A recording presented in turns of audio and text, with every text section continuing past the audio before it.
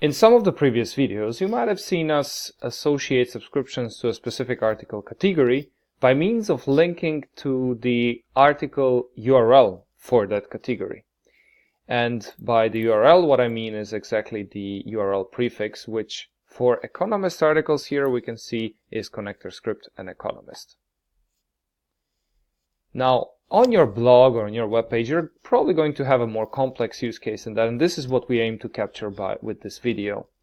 So this scenario for this video is that we want to deploy a subscription not only for Economist articles, but also for sports articles. That would be the same subscription encompassing both of those categories.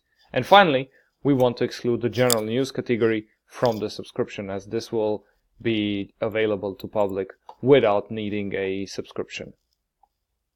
Now, how we can do this is by means of ArticleID. You have probably already seen and watched the videos on ArticleID, but just to give you a brief recap, what we need to do is to add a in-page configuration, that is this part here, specifying the ArticleID property and its value, which we have defined as subscriptions here.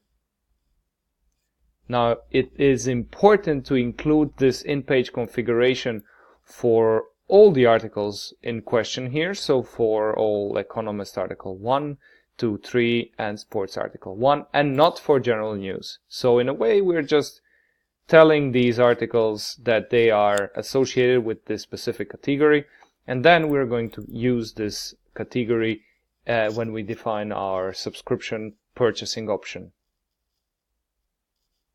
So let's go and define it. We have to go back to our connector interface here on subscriptions. If we click on plus, we have to specify a title and a description for this subscription option. Now remember, this title and description is visible to the end user, so we want to put something verbose like yearly subscription, and as a description something like subscribe for the entire content for the whole year.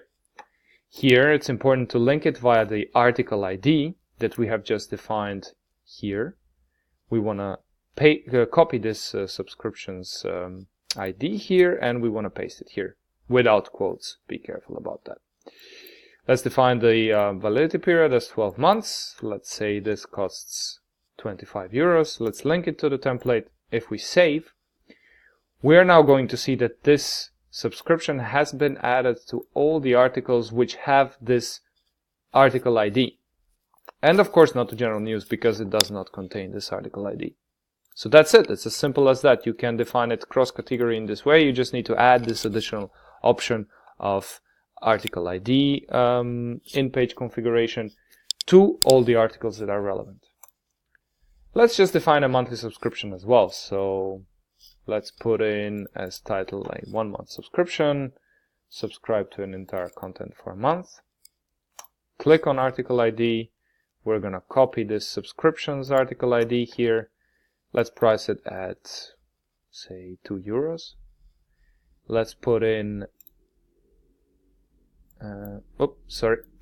this is 1 month, and the price is, let's say, 2.50 euros. Pay now. Let's link it to this template and click on save. And in fact, if we would go back and inspect the articles 1, 2 and 3 of the Economist, sports article 1, we see that this monthly subscription has been added together with the yearly subscription there, and general news is still available to general public. So that's it. As a quick recap, you are defining subscriptions in the interface, and you are linking them with the article ID, which is part of the in-page configuration of all the articles there. One last thought on this one is just remember to include the in-page configuration before the connector script. If you would include the connector script before the in-page configuration, this configuration will not work, as mentioned in our level videos.